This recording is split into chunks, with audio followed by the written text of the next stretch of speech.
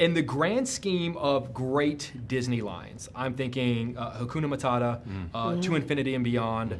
Where do you think I Was on Meth ranks in the pantheon of Disney lines? These are amazing questions. Oh, that's interesting. Ooh. Such an intense question. West Chesapeake Valley We Thunderbolts! are The Thunderbolts! Yes!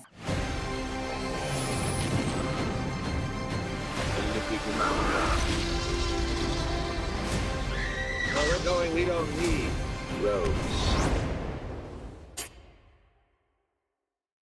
Guys, an honor. Thank you guys for taking the time. I appreciate you. You're here. I'm here. So good to see you. So good to see you. Florence, I'm going to start with you. Obviously, the movie kicks off with what is honestly one of the coolest stunts I've ever seen in my entire life. I know everyone's talking to you about it. That seems like the kind of thing that seems like a good idea on the ground. Yeah. And then when you're up there, a little less so. What is the difference between what you thought that fall was going to be versus what it actually was? So when I read it, I thought that obviously the way they were going to do that is there's of course going to be like a net underneath me. I mean, they would never let me jump off. Obviously, I'd be wearing a harness, but like, there'd always be something underneath me.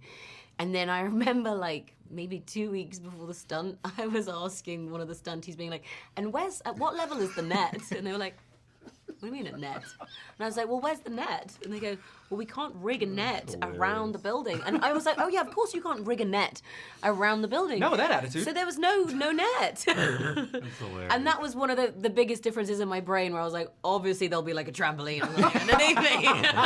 But there was no trampoline, no net, and I was just hanging there. And of course, when you hang, when you drop and it catches you, they then need to winch you up, which takes a beat. It's like a pace. So you're just hanging there trying in to the keep least unsexy pose ever. Trying to keep your brain really calm and cool. The movie I want.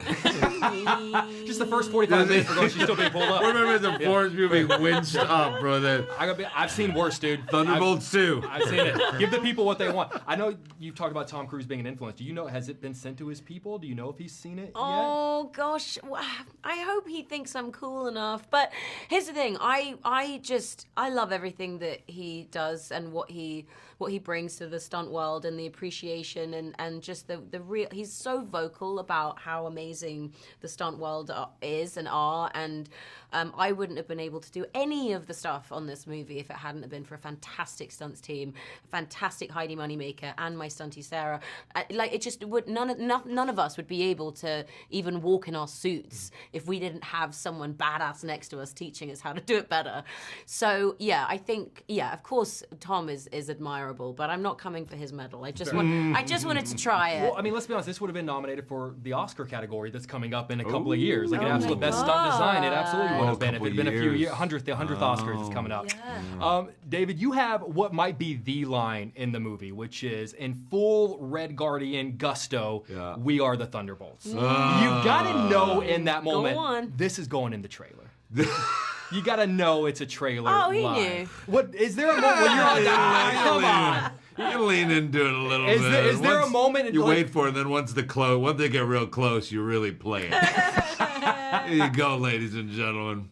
No, of course, yeah. There's that. I mean, it's a great moment. There's a little more color in that line in the actual picture too, which you'll see than they've shown you in the trailers. But yeah, it's great to be the guy on the ground who gets to scream out the name right before entering battle. It's, you know. You do it a lot of times. Let's assemble. Don't you? Well, yeah, because I'm the only guy who thinks we're a team. Like, all the rest of you are like, I'm out. I'm like, guys, this is the moment. There's never a question mark. It's always the excellent. What is, we've known each other a long time. What's the rule on asking an actor in an interview to say the line? To say the line? Oh my God. I mean, if it's De Niro, I know you can't get him to say, you're looking at me. He said it. I said it. No, he did. did. I swear to God. I'll Wait, send it to you. De Niro said it to you? He said it all to right. me. If De Niro did it, I'll say whatever you want. Should we? What's the line beforehand? What do we want? We want Oh, that. I'm waiting on West Chesapeake Valley We Thunderbolts! are The the Thunderbolts! Yes! Oh, I need more spit. Yeah. Like another one? No, Yeah. I don't. That just sold like 8 tickets in that moment. I know a lot of you people are probably asking you guys about Doomsday, and I know there's not really anything you guys can tell us that's going to do anything. But I want to ask something maybe in a way you haven't been asked. We're getting OG X-Men, we're getting Fantastic Four, we're getting some of the OG Avengers. Who is someone that's going to make an appearance in Doomsday that you're curious to see how they're going to interact with the person sitting next to you? I'm really excited These about questions are. Oh, sorry. Go ahead. Mary Poppins. Mary Poppins is in the film. Yeah. I don't remember seeing that chair. With the umbrella. The And scene. and the Oh my umbrella. God, the She scene can with the shake- umbrella. She can cover herself from the spit. It's yeah. Thunderbolt. I didn't get Mary. Look, on a personal tip, I gotta say, like, I hope I get to interact with some OG X-Men. Yeah, that would be really Like, cool. I grew up with those movies. Ian McKellen. You got Alan coming back with the tail and the Nightcrawler running around. I mean, Rebecca Romaine in blue. know. Gimme. Gimme! I want to joke around.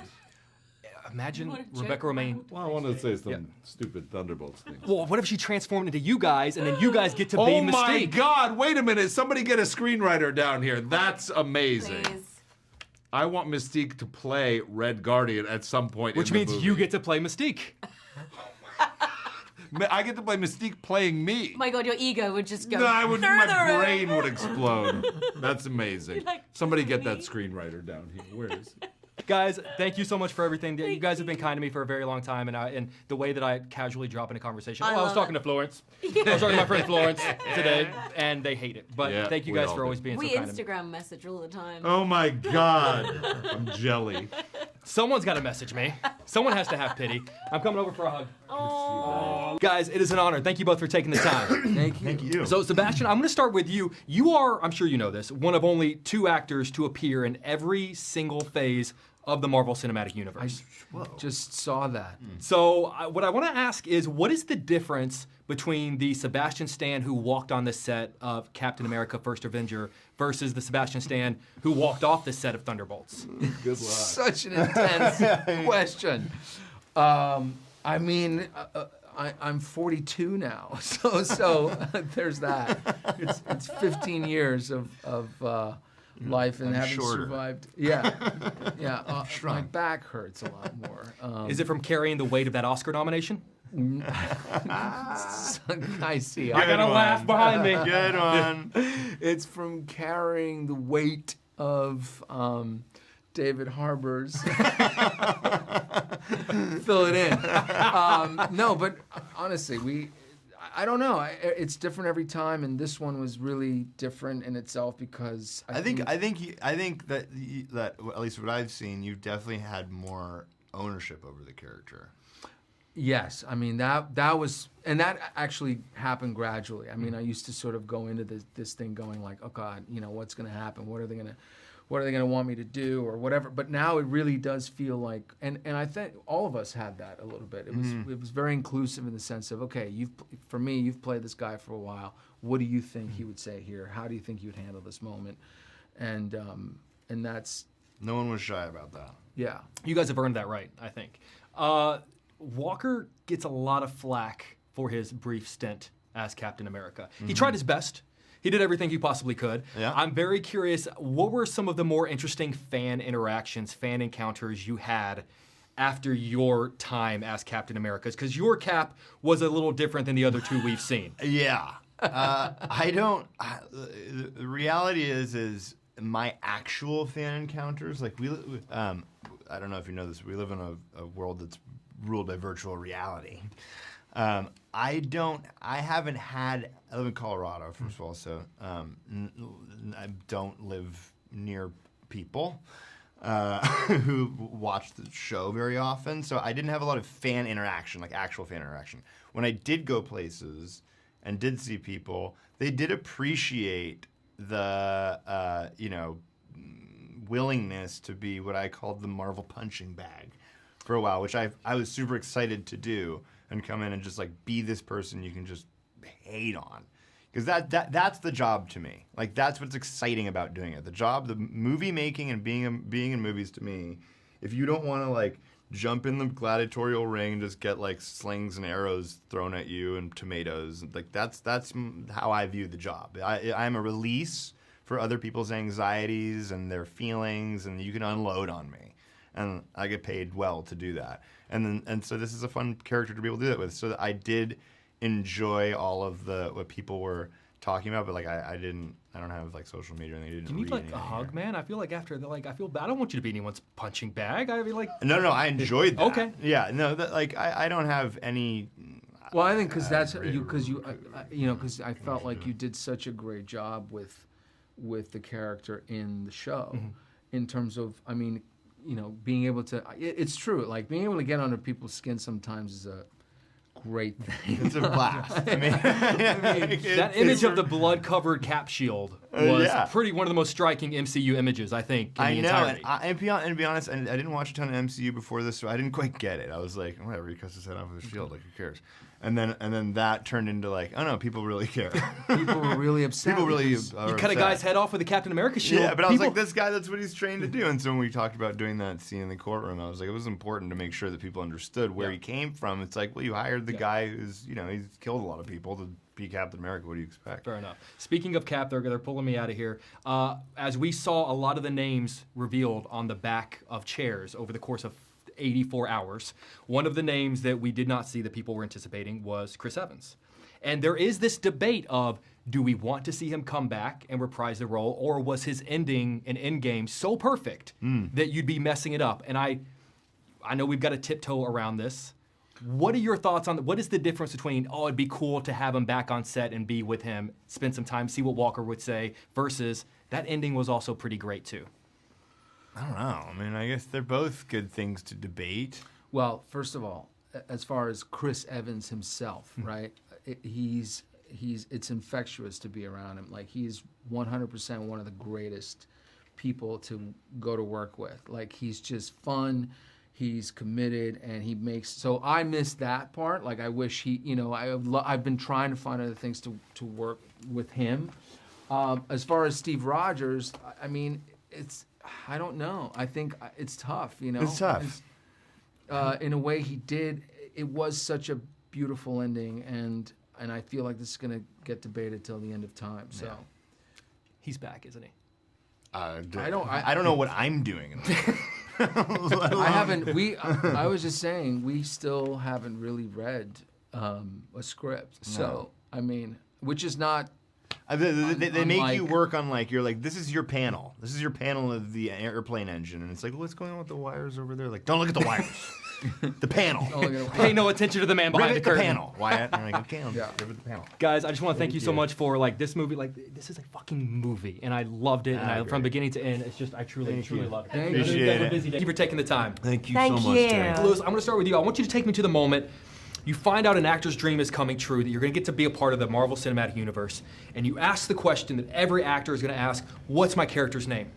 Yeah. And they come back and they say, it's Bob. Yeah. Is there a part of you that just goes, again? Are you kidding me? I mean, I didn't, I was unfamiliar with Bob's story in the comic books, and so when Jake told me, I was like, I mean, it sounds like the dream character and the dream story, I want to be a part of it. I was like, we can change the name though, right? Because I've already played a Bob. He was like, we cannot change this name. This has been set in stone in comic books for decades, so we're gonna stick with that. I was like, can we just mess around with Robert and stuff? He was like, it's gonna be Bob. He was like, nobody's gonna be able to tell. I was like, everyone's gonna be able to tell. Because it's not just two characters named Bob, it's two characters where the name of Bob is such a big part of their character. I mean, Bob is an iconic name. It is. In many ways, it's been a great honor for me to, step into these shoes, and it was a heavy responsibility, and I didn't take it lightly. But Bob is a great name. It's got good comedic timing. It's nice and symmetrical, and it's an onomatopoeia, and every Bob who I've ever met is a gentleman and a scholar. We need one more. We need the trifecta of Bobs. I'm doing this whole press tour to get Bob the Builder live action off its feet and on the ground, and we're gonna shoot this. And we've seen all the three Spider-Men in one film together. Then we get all the three Bobs. Yeah, we're gonna need the Bob multiverse. Yeah, we'll get some CGI. I think the amount of times we also say Bob in this movie, we should have a drinking game. A drinking game. There should be a drinking game every single we'll time we say Bob. We'll be dead within 25 minutes, I think, depending on what we're drinking. 7 years since we've seen Ghost. Yes. I'm sort of curious.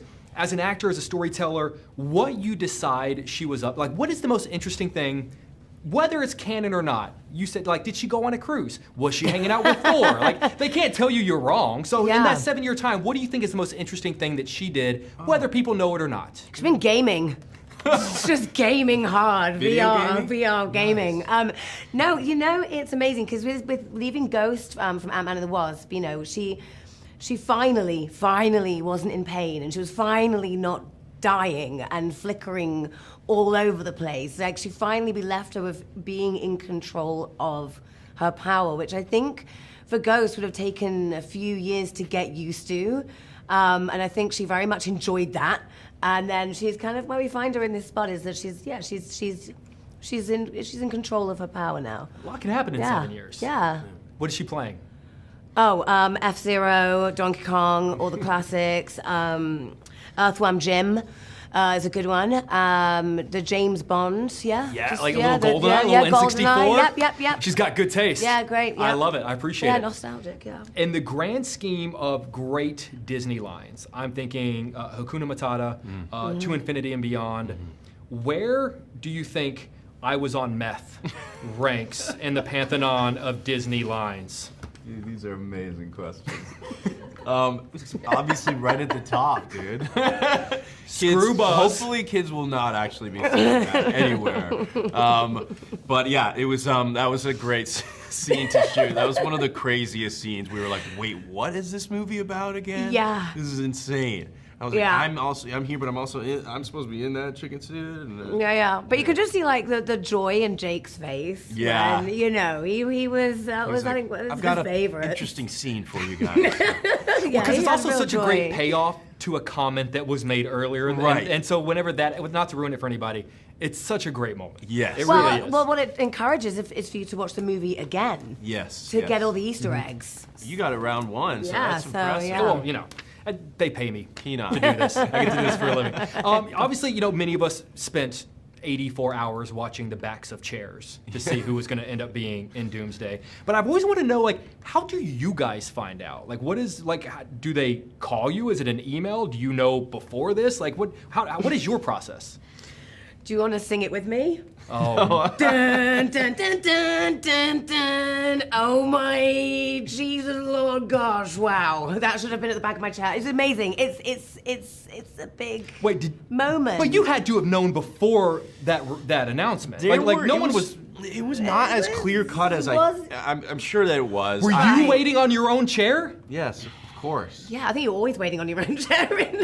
I was like, oh my God. I didn't know the reveal was going to be so wow. Like, long. I thought I thought it was just such a cool, epic way to reveal everyone's epic names, actually. So yeah, it was exciting for me. Yeah, I just got like an email that was like, this press release is happening tomorrow, and I was like, which one and what about it? And they're like, that's all. We just wanted to let you know that we are going to release some of the people who are going to be in this movie. And I was like, and who? Okay, so I'll find out, I guess. That was like pretty much as much information. So it was Danny Ramirez really kind of broke the news for me, and he is like a hype man to the highest degree, and so it was a very exciting phone call. I couldn't really hear him over the screaming of his own voice. I love that. I have the only downside of a movie like this, and I love it very much, is that whenever it ends, I always think, God, like, I wish Stan Lee could have seen this. Yeah. I'm just sort of curious, what is an aspect of this film you wish you could have seen, and where in the movie do you think would have been the perfect place to put his cameo? Oh, that's a great question. I think his cameo would have been cool in Utah. Yeah. Somewhere in Utah, just somewhere. Just like a hitchhiker or something. Yeah, hitchhiker.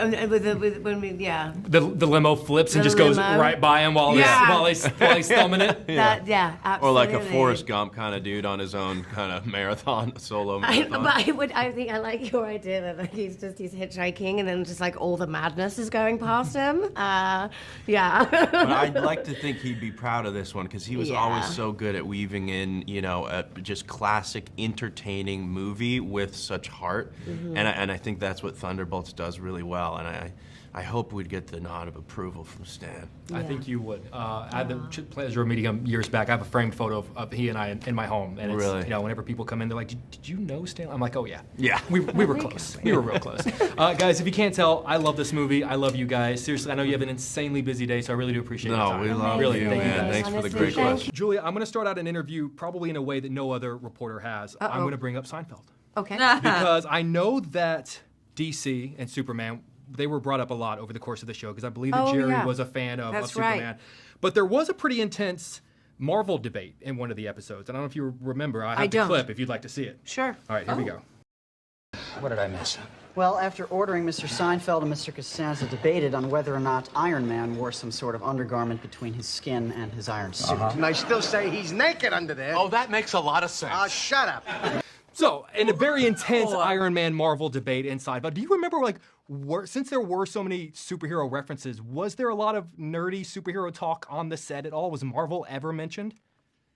Well, Marvel was just mentioned there, as you showed me. I remember a lot of Superman talk, and of course we did Bizarro. We did the Bizarro Jerry episode. You know, actually, in fact, Dave Mandel was one of the writer-producers on Seinfeld. Huge Marvel fanatic, huge comic book expert, and he actually wrote the Bizarro Jerry episode. So there was a lot of those references throughout the run of the show. I feel like you get to weigh in now. Is Iron Man wearing underwear under his suit? 100%. He's got underwear got on. to. I mean, who are we kidding? He's got to be. How could he not? He's got to be. You've got such a great moment. I know people are responding to it, which I think says a lot. Where you talk about, I was in high school when the Avengers saved New York. Because it took all of us back to, well, where were we when they came through? Do you guys remember, were you there opening weekend, Iron Man, weekend one? Like, what was your first theatrical MCU experience? Ooh.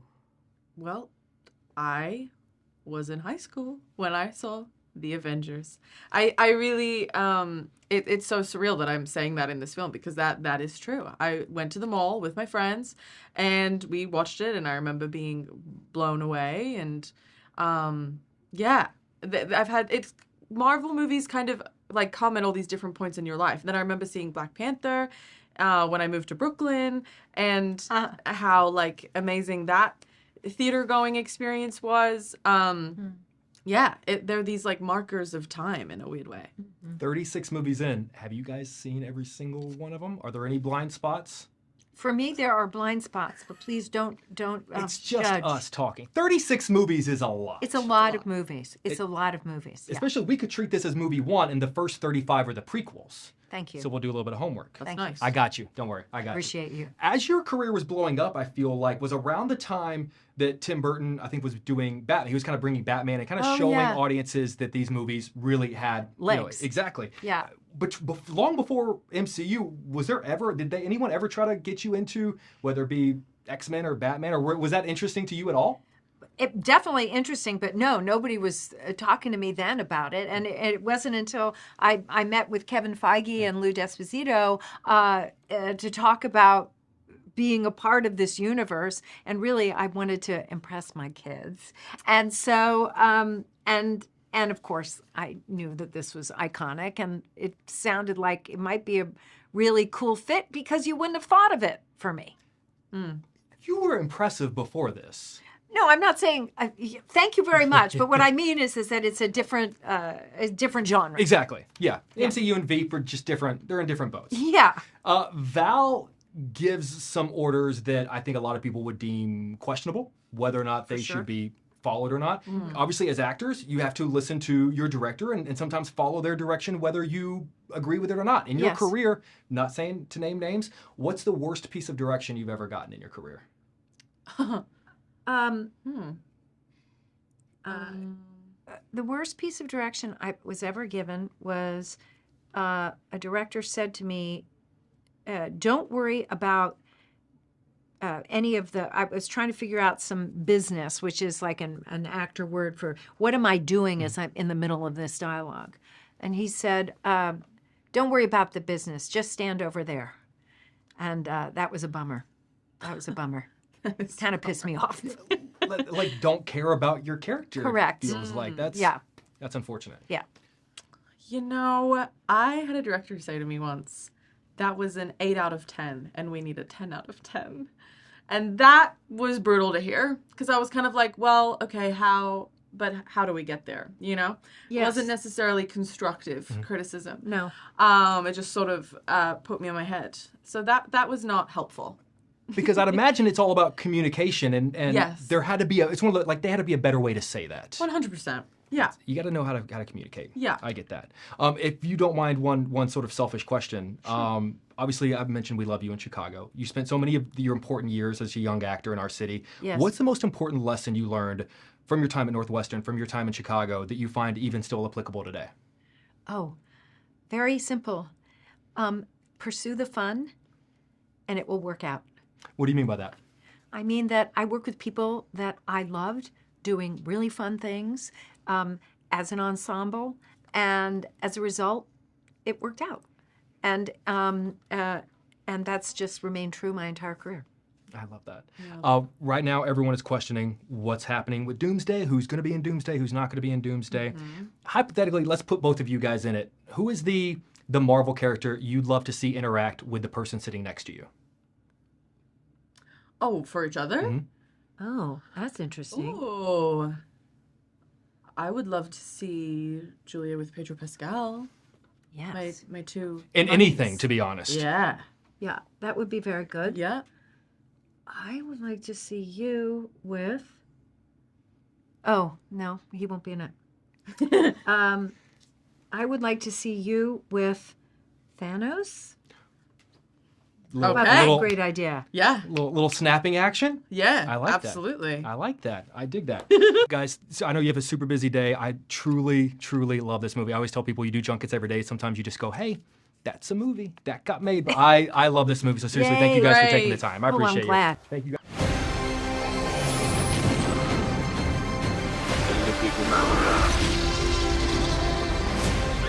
Where we're going, we don't need roads.